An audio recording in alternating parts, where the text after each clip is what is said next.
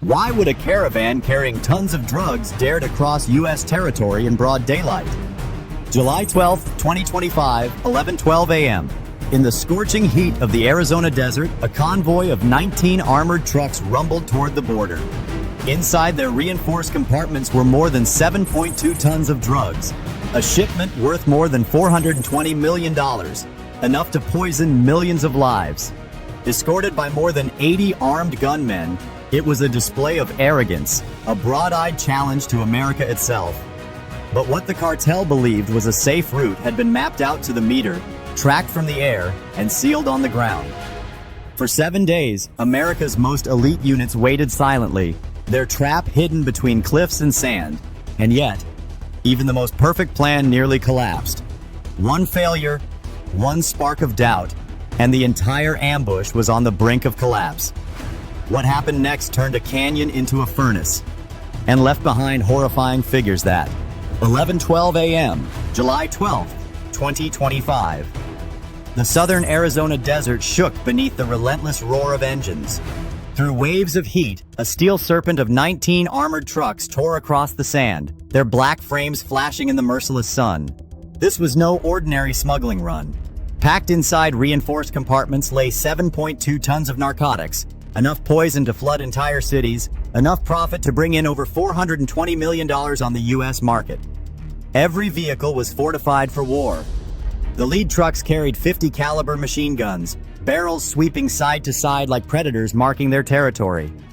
In the cabins and flatbeds, over 80 gunmen sat with weapons slung across their chests, shouting into radios, convinced the road ahead had been cleared by their bosses in Mexico. The cartel's message was clear. They could roll openly, in daylight, on American soil, and nothing could stop them. But they were wrong. High above, invisible against the blazing sky, an MQ-9 Reaper drone loitered at 26,000 feet, watching every move. Its thermal sensors tracked each engine block glowing like fire, each brake light flicker, each radio transmission bouncing desperately across the desert. Every detail flowed back to the command center at Davis-Monthan Air Force Base, where 12 screens displayed a real-time 3D map of the kill zone. The convoy thought they were ghosts in the sand. In reality, they were already boxed in. Their speed, their spacing, even the weight of each load had been measured and logged to the second. To the cartel, the border was just ahead. To the Americans, it was already sealed shut. They weren't crossing into safety. They were driving into a canyon chosen with surgical precision, where every escape route was gone before the first tire touched the dirt. What do you think about the cartel convoy's reckless move? Leave your thoughts below. For 7 days prior, SEAL reconnaissance teams crawled the canyon ridges, marking firing positions with infrared paint only visible through special optics. Beneath the sand, M18A1 Claymore mines were buried in staggered layers, their firing wires snaked to hidden positions above. Seismic sensors were planted to register every vibration of the cartel's engines.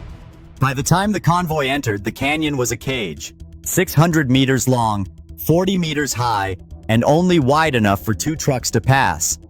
Above, an AC-130J Ghost Rider circled silently, its 30mm and 105mm cannons already locked, flares and laser-guided rounds waiting in their chambers. On the ridges, 160 SEAL operators lay prone, rifles steadied, scopes glowing green in the Arizona heat. Every detail had been calculated: the choke point, the timing, the angles of fire. And then, the plan nearly collapsed.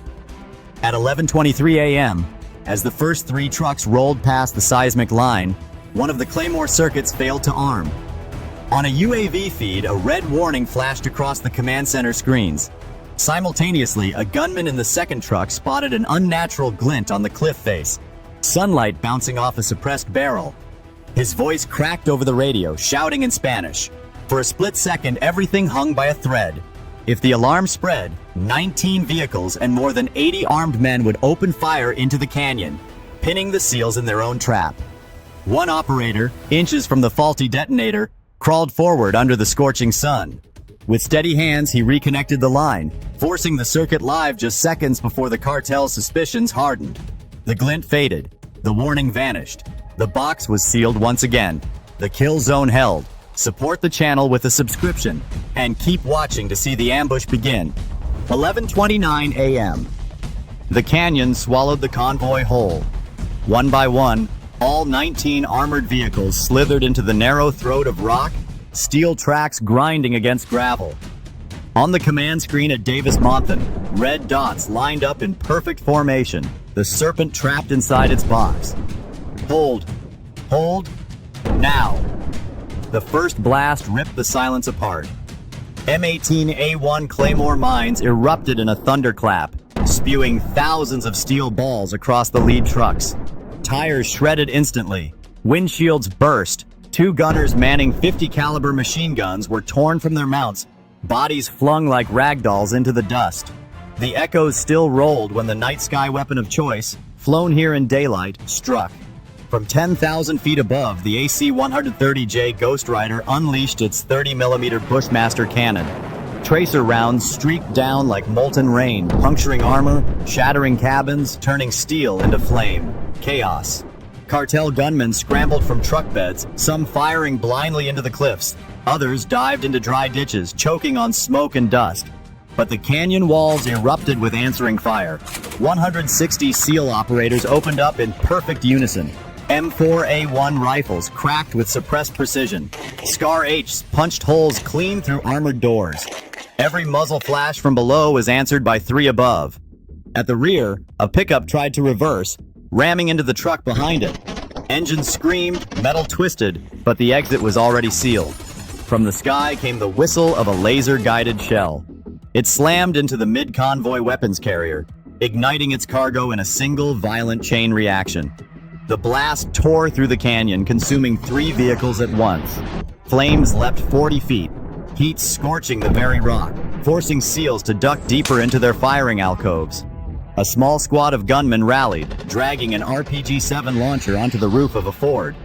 The tube rose shakily toward the ridge, but before it fired, a 7.62mm MP7 round punched through the shooter's shoulder.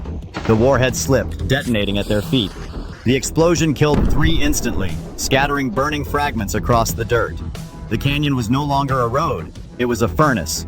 Within 7 minutes, half the convoy lay smoking, twisted wrecks. Screams mingled with the roar of automatic fire, with the hiss of burning narcotics spilling from ruptured containers. What began as a confident daylight push had collapsed into a slaughterhouse of sand and steel. The trap had sprung shut, and there would be no escape. The battle is getting fiercer. Stay tuned to see what happens next. 11:36 a.m. The canyon had become a killing ground. Flames and smoke rolled upward, black plumes blotting out the sky. The acrid stench of burning narcotics, chemicals, and diesel fused into a choking haze. The convoy, once a column of arrogance, was now a battlefield of wreckage. Cartel fighters scattered in desperation. Some tried climbing the rocky slopes, their hands clawing at the cliff walls, only to be cut down by sniper fire from above. Others regrouped behind twisted hulls of their trucks, firing AK-47 bursts blindly into the ridges. But every muzzle flash painted a target. 2 SEAL snipers with MK-13 Mod 7 rifles ended them one by one, rounds striking with surgical precision at ranges over 800 meters. The Ghost Rider above roared back into action. Its 105mm howitzer thundered, sending shockwaves that rattled the canyon floor. A single shell reduced a cartel command truck to a crater of fire, killing at least 9 men in seconds. The gunship shifted instantly, spitting bursts from its 30mm cannon to pin down scattered survivors. By now, 12 of the 19 vehicles were either burning or immobilized. Steel twisted, rubber shredded, glass shards littered the dirt like ice. The air temperature near the wrecks spiked past 1200 degrees Fahrenheit, forcing cartel gunmen to abandon cover and sprint into open ground. None made it more than a dozen steps. In the chaos, one cartel lieutenant attempted a breakout. He jumped into a Ford Raptor near the convoy's middle, slammed the accelerator, and rammed through wreckage. The vehicle clawed forward, dragging flames in its wake. For a moment, it seemed he might punch through. Then a Reaper drone, circling silently, dropped a AGM-114 Hellfire missile. The strike was instant. A blinding flash. A detonation that vaporized the Raptor, leaving nothing but a crater and fragments raining down like shrapnel. The resistance grew weaker by the minute. Gunmen fired pistols and shotguns, weapons pitiful against the combined fury of air and ground. One SEAL team advanced down the eastern ridge, moving methodically, flash suppressors glowing as they swept the canyon. Short bursts, controlled fire, every target dropped. At 11:47 a.m., just 18 minutes after the first blast, the canyon was unrecognizable. Of the original force, over 40 cartel fighters already lay dead, their bodies strewn among burning hulks. 6 more vehicles exploded in secondary detonations, narcotics igniting into toxic fireballs that turned sand into glass. The battle had become a massacre. The steel serpent that had once thundered with confidence was now reduced to charred skeletons of trucks, scattered limbs, and clouds of black smoke. The Americans had turned the canyon into a furnace, and the cartel into ash. 12:02 p.m. The desert fell quiet. The last burst of gunfire faded into the smoke, leaving only the crackle of burning steel. The canyon floor, once alive with the roar of 19 armored trucks, now resembled a graveyard of twisted hulks. Flames licked at shattered cabins. Pools of melted rubber seeped into the dirt. The air hung heavy with the bitter stench of chemicals, tons of narcotics reduced to ash. SEAL Team 6 moved cautiously among the wrecks, rifles sweeping left and right, clearing what little resistance remained. Commands barked in clipped whispers. Flashlights cut through black smoke. Every gunman still clutching a weapon was neutralized without hesitation. Those who dropped their rifles were bound, hands zip-tied, faces pressed into the sand. When the smoke began to thin, the numbers emerged. 53 cartel fighters killed, 27 taken alive. All 19 vehicles destroyed or captured. The figures were chilling in their clarity, the kind of arithmetic only war produces. Of the 80 men who had crossed the border's shadow that morning, not one escaped. The haul was staggering. Packed into reinforced compartments, investigators recovered over 7.2 tons of narcotics, a seizure valued at more than $420 million. A single convoy capable of poisoning entire cities. DEA agents flown in minutes after the firefight documented every crate, sealed every sample. Portable floodlights lit the canyon like a stage, exposing blackened chassis, scattered shell casings, and piles of scorched contraband. Casualties for U.S. forces were almost non-existent. Not a single American killed. Only 2 SEAL operators sustained minor wounds, one from flying glass, another from shrapnel. Both evacuated swiftly by HH-60W rescue helicopters. Compared to the obliteration below, it was nothing short of miraculous. At 12:18 p.m., the ceasefire order was confirmed. The AC-130J peeled away, its mission complete. The Reaper drone climbed back to altitude, maintaining overwatch as reinforcements secured the perimeter. In the command center at Davis-Monthan, the final tally scrolled across 12 glowing screens, delivered in cold military shorthand: 53 KIA, 27 detained, 19 vehicles neutralized, 0 U.S. fatalities. For the cartel, the canyon had been a road to profit. Instead, it became a tomb. For the United States, it was more than just a tactical win. It was a demonstration, a warning, that no matter how powerful, no matter how brazen, any force crossing the line would be met with overwhelming precision. As the midday sun bore down on the smoldering wreckage, the message was clear. America does not just fight back, it erases. The July 12, 2025 ambush in the Arizona desert was not just a firefight with a cartel convoy. It was a demonstration of what happens when America chooses patience over haste, precision over chaos. From the first seismic sensor ping to the last shell fired by the Ghost Rider, every move had been calculated to the meter and to the second. The near disaster, when a detonator failed and suspicion almost spread through the convoy, only made the outcome more significant.